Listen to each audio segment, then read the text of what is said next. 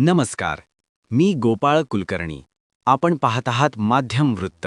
महाराष्ट्रातील प्रतिपंढरपूर समजल्या जाणाऱ्या लातूर जिल्ह्यातील श्री क्षेत्र औसा येथील श्री वीरनाथ मल्लनाथ महाराज संस्थान यांच्या चालत आलेल्या परंपरेतील औसा ते श्री क्षेत्र पंढरपूर माघवरी पायी दिंडीचे काल श्री क्षेत्र गोपाळपूर येथून पंढरीकडे प्रस्थान झाले. मानाचे अश्व, पताके, टाळ, मृदंगनाद, डोक्यावर तुळशी, मुखात ज्ञानोबा तुकाराम तसेच मल्लनाथ गुरु माझी आई, मजला खाव द्यावा पायी या नामघोषात शेकडो दिंड्यांसह हजारो भाविक दिंडीत सहभागी झाले होते. कर्नाटक, आंध्र प्रदेश, तेलंगणा व महाराष्ट्रातील हजारो वारकरी औसेकर महाराज दिंडीत सहभागी होऊन औसा ते पंढरपूर चालत जातात. यावेळी श्री नाथ संस्थानचे पीठाधिपती सद्गुरू श्री गुरुबाबा महाराज औसेकर, श्री विठ्ठल रुक्मिणी मंदिर पंढरपूर समितीचे सह अध्यक्ष तथा श्री नाथ सेवा मंडळाचे अध्यक्ष सद्गुरू श्री गहिनीनाथ महाराज औसेकर, श्री गोरखनाथ महाराज, श्री मच्छिंद्रनाथ महाराज, श्री रवींद्रनाथ महाराज, हरिभक्त पारायण ज्ञानराज महाराज, श्री गोविंदराव माकणे यांच्यासह इतर मान्यवर मोठ्या संख्येने उपस्थित होते. यावेळी औसेकर महाराजांचे औशाचे नवनिर्वाचित नगराध्यक्षा परवीन शेख, उपनगराध्यक्ष डॉक्टर अफसर शेख, औसा नगर परिषदेचे मुख्य अधिकारी तसेच सर्व नगरसेवक, लातूर महानगरपालिकेचे नवनिर्वाचित नगरसेवक श्री गिरीश पाटील, नगरसेवक श्री प्रवीण कस्तुरे, औशाच्या आमदाराचे पिता श्री हरिभक्त पारायण, श्री दत्तात्रय पवार गुरुजी, माजी नगरसेवक श्री सुनील हुटगे यांनी महाराजांचा स्वागत करून सत्कार केले. औसा नगरीच्या नियुक्त नगराध्यक्षा परवीनबाजी शेख मॅडम तसेच सोबत नगराध्यक्ष डॉक्टर अफसर शेख साहेब, सोबतच औसा नगरीचे मुख्याधिकारी मंगेश शिंदे साहेब सर्व या ठिकाणी महाराजांचं स्वागत करीत असताना औसा नगरपालिकेतर्फे हार्दिक स्वागत. आपल्याला पहिल्या बैठकीत आलेल्या तमाम बांधवांचे औसा नगर परिषदेतर्फे हार्दिक हार्दिक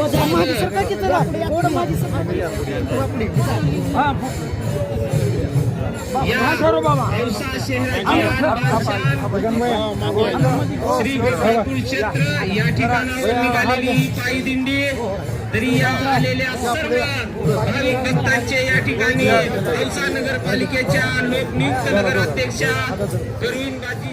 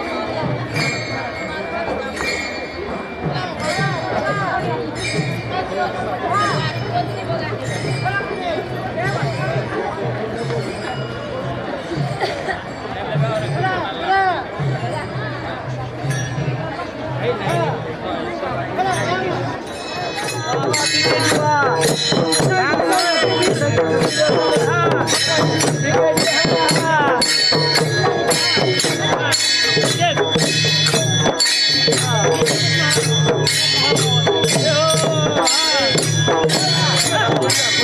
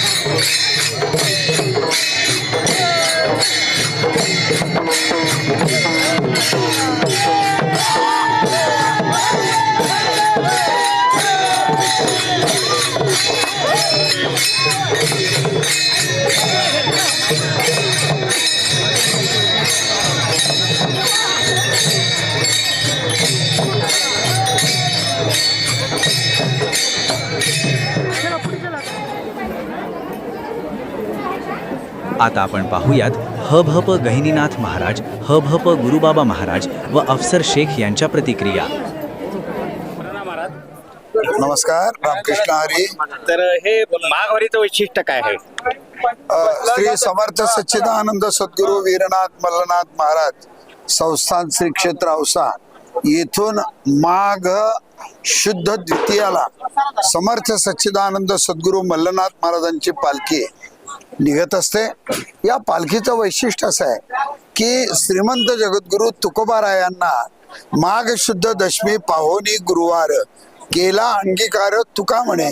तुकोबारायांना माघ शुद्ध दशमीला अनुग्रह झाला आणि तुकोबाराय म्हणजे वारकरी संप्रदायाचंच नाही तर संपूर्ण जगातील मानव जातीला एक आशीर्वाद आणि मार्गदर्शन करणारे एक मोठे जगद्गुरु संत होते. म्हणून मराठवाड्यातील एक मोठी दिंडी ही आज निघत असते. आज दिंडीच्या सोबत कर्नाटक, तेलंगणा, आंध्र प्रदेश आणि महाराष्ट्र, विशेषतः मराठवाडातून आज कमीत कमी 15 ते 17 हजाराच्या घरात आज समाज दिंडीच्या सोबत चालत आहेत. महाराज, आषाढी वारी असते, हे असते, पण माघवारी काय? पण एकूण 4 वाऱ्या आपल्याकडे मोठ्या सांगितल्यात. हो. आषाढी, कार्तिकी, माघी आणि चैत्री या 4ही वाऱ्या या मोठ्या वाऱ्या म्हणून आपल्याकडे समजल्या जातात. खरं तर प्रत्येक महिन्याची एकादशी वारकऱ्यासाठी मोठीच एकादशी आहे, कारण आमच्याकडे सगळं चुकतं पण एकादशीचं व्रत आमच्याकडे कधीच चुकत नाही. म्हणून ही माघ वारी ही सापडविली वाट जाता गंगे स्नान, मस्तकितो जाण ठेविला कर. म्हणून तुकोबारायांना जो अनुग्रह झाला त्यामुळे आजच्या या वारीचं एक आगळं आणि वेगळं वैशिष्ट्य. या वारीचा दिनक्रम कसा आहे?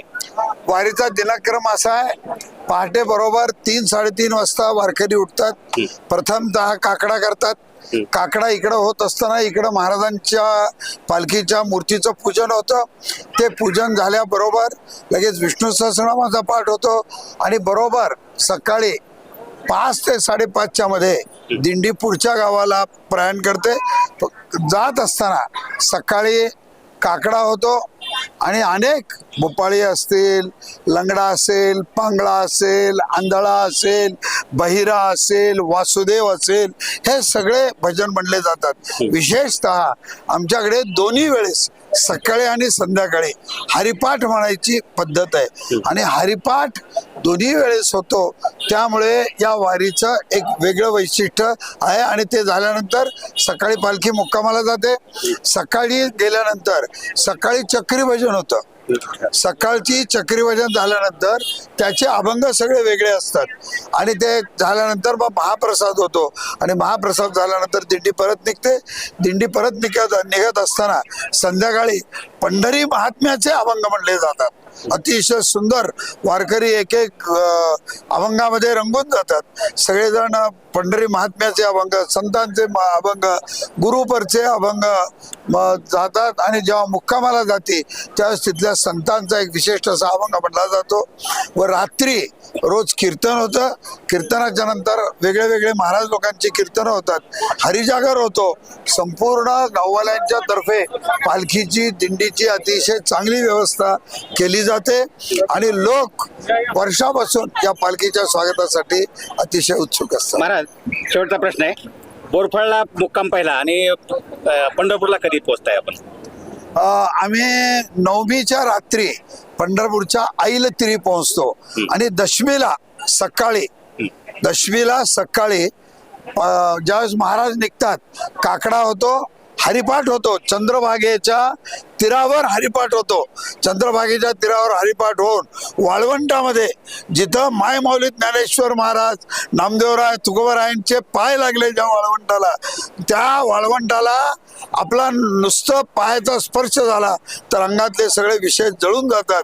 म्हणजे असं वाळवंट आहे की जगातले सगळे तीर्थ दुपारी 12 वाजता पंढरपूरला आंघोळ करायला येतात आणि आंघोळ करून तीर्थ पवित्र करणारी नदी म्हणजे आमची चंद्रभागा नदी आहे. आधी रचली पंढरी मग वैकुंठ नगरी, जेव्हा नव्हती गोदा गंगा तेव्हा होती चंद्रभागा. म्हणून त्या वाळवंटात जातो आणि वाळवंटात गेल्यानंतर वारकरी मुक्त असताना ज्ञानोबा तुकारामाच्या नावाने आज खेळ खेळतात, रिंगण खेळतात, लोळतात आणि लोळून आपल्या अंगाला पवित्र करून घेतात. आणि जे जे सुख वैकुंठीचे सुख नाही त्रिभुवनी ते सुख पंढरपूरला आम्हाला अनुभवायला मिळतंय. ते कधी अनुभवायला मिळतं? फक्त वाळवंटात लोळलं कीच आम्हाला अनुभवायला मिळतं. असं हे वाळवंट आहेत. ही पालखी दशमी, एकादशी, द्वादशी 3 दिवस आणि त्रयोदशी असे 4 दिवस पंढरीत राहते. दशमीला गहिनीनाथ महाराजांचं कीर्तन असतं, एकादशीला परमपूज्य चंद्रशेखर महाराज देगलूरकरांचं कीर्तन असतं, द्वादशीला आदरणीय गुरुबाबा महाराजांचं कीर्तन असतं आणि त्रयोदशीला आमच्या औषा संवत्सराचं पांडुरंगाच्या मंदिरात चक्री भजन पांडुरंगाने बघावं म्हणून केलं जातं. आणि त्यानंतर चतुर्दशीला सकाळी पालखी परत औषाकडे निघते आणि षष्ठीच्या दिवशी पालखी औषाला येते. सप्तमीच्या दिवशी 12 वाजता 11:30 ते 12च्या दरम्यान काला होतो आणि सगळा विधी संपतो. धन्यवाद महाराज. तर जाऊ त्याच्या गावा खेळिया सुख देईल विसावा.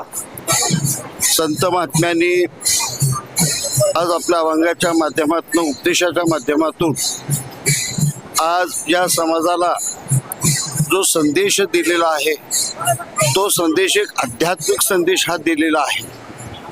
आज आपल्या अख्ख्या महाराष्ट्राची ओळख जर काय असेल, आपल्या महाराष्ट्राची खरी ओळख ही पंढरपूरची वारी ही सांगितलेली आहे. आणि या वारीमध्ये 18 पगड जातीची जी सगळी मंडळी आहेत ते एकत्रित येतात आणि पंढरीनाथाकडे नाचत जातात. आणि काय मागत असतील, कोणाला वाटेल काही प्रपंचाचं मागत असतील, स्वतःसाठी मागत असतील, अशा छोट्या गोष्टींकडे ते न वळता न जाता एवढंच मागतात की आम्हाला केवळ या जन्मीच नाही तर जन्मोजन्मी तुझी आम्हाला सेवा ही घडावी. सेवा ही तेव्हाच रुजू होते, तेव्हाच ती मान्य होते की आपल्याला परमेश्वराशिवाय दुसरं काही मागायचंच नाही. कोणी किती आपल्याला आमिष जरी दाखवली, त्या आमिषाला बळी न पडता थेट आपल्याला मोक्षापर्यंत घेऊन जाणारी जर वारी कोणती जर असेल तर ही वारीची संकल्पना सांगितलेली आहे. तशा प्रामुख्याने आषाढीनंतर कार्तिकी, कार्तिकीनंतर माघी आणि माघीनंतर चैत्री या 4 प्रमुख वाऱ्या भरतात.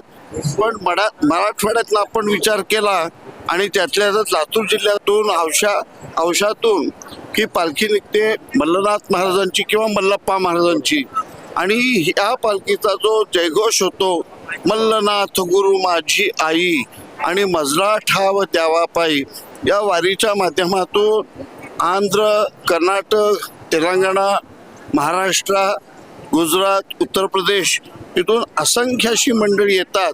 आणि आमचा हा 8 दिवसाचा प्रवास, जवळजवळ 180 किलोमीटरचा हा प्रवास हा पूर्ण होतो. आणि 8 दिवसानंतर ज्यावेळेला आम्ही पंढरपूरला पोहोचतो, माघ शुद्ध दशमी, एकादशी, द्वादशी 3 दिवस फळावरती कीर्तनं होतात. आणि आमचं आणि आदरणीय गणनाथजी महाराजांचं आणि आमच्या सगळ्या पुढच्या पिढीचं वास्तव्य कुठे होतं तर वाळवंटातच आम्ही इथे वास्तव्याला राहतो. जीवनातला हा जो आनंद आहे हा शब्दात आम्ही व्यक्त करू शकत नाही. केवळ याच्या मागे सद्गुरूंचा आशीर्वाद आणि पांडुरंगाची कृपा असल्यामुळे ही वारी आम्हाला घडत आहे. महाराजांनी अतिशय सुंदर असं वर्णन या वारीचं केलेलं आहे. आणि साक्षात पांडुरंगाच्या सहवासात आपण यात्रा करत आहोत अशी सर्व भक्तांची या ठिकाणी भावना असते. महाराज, ह्या वारीला किती वर्ष झाले आजपर्यंत? या वारीची परंपरा आज आपण जर पाहायला गेलो जवळजवळ 150 वर्षाची ही परंपरा आज आपल्याला पाहायला मिळते. कारण ही मुळात ही वारी जी सुरू केली माझे आजोबा सद्गुरू दासरीनाथ महाराज गुरुबाबा यांच्या संकल्पनेतनं ही वारी सुरू झाली. कारण का मोठ्या प्रमाणामध्ये पंढरपूरमध्ये आषाढी आणि कार्तिकी भरते, पण त्यातल्या त्यात ज्यावेळेस माघ वारीचा हा विषय येतो त्यावेळेस त्यांना एक असं वाटायला लागलं की माघ वारी सुद्धा ती मोठ्या प्रमाणातच भरायला पाहिजे. म्हणून या वारीकडे ज्यावेळेस वारकऱ्यांकडे आपण पाहतो, वैष्णवांकडे आपण पाहतो आणि सर्व वारकरी जे म्हणतात ही वारी कोणाची आहे, तर औसेकरांची वारी म्हणूनच ही ओळखली जाते, अशी संबोधली जाते. तर जवळपास 150 वर्षापाशी अखंड परंपरा अव्याहतपणे या ठिकाणी सुरू आहे. ही खूप मोठी गोष्ट आहे. महाराज, या वारीमध्ये तरुणांचा खूप मोठा सहभाग या ठिकाणी दिसत असतो. आपण काय सांगाल? वास्तविक सर्वांसाठी वारी आहे, पण आज तरुण जो वर्ग आहे त्या वारीला जर तरुण वर्गाला जर योग्य मार्गदर्शन मिळालं आणि उपदेश मिळत गेला, अनुग्रह मिळत गेला, तर निश्चितच त्या कीर्तनाच्या आणि प्रवचनाच्या माध्यमातून ज्याही वेळेला आम्ही खेडोपाडी आज जो आम्ही प्रचार आणि प्रसार करतो हे त्याचं अनेक वर्षापासून औसा शहराची परंपरा राहिली आहे की नाथसंस्थांची ही दिंडी या गांधी चौकामधून ज्यावेळेस प्रस्थान करते, श्री क्षेत्र औसा ते श्री क्षेत्र पंढरपूर असा हा प्रवास आहे आणि ही मागच्या अनेक वर्षाची परंपरा राहिलेली आहे. आम्ही याच ठिकाणी उभारून या दिंडीचं स्वागत करतो. पूर्ण समस्त औसेकर या ठिकाणी उपस्थित राहून याला शुभेच्छा देतात. आज या ठिकाणी औसा नगरपालिकेच्या वतीनं आमच्या नगराध्यक्षा ताई आणि आमचे सर्व नगरसेवक सहकारी या ठिकाणी उपस्थित राहून या दिंडीच्या स्वागतासाठी आम्ही या ठिकाणी शुभेच्छा देण्यासाठी आम्ही सर्व हजर आहोत.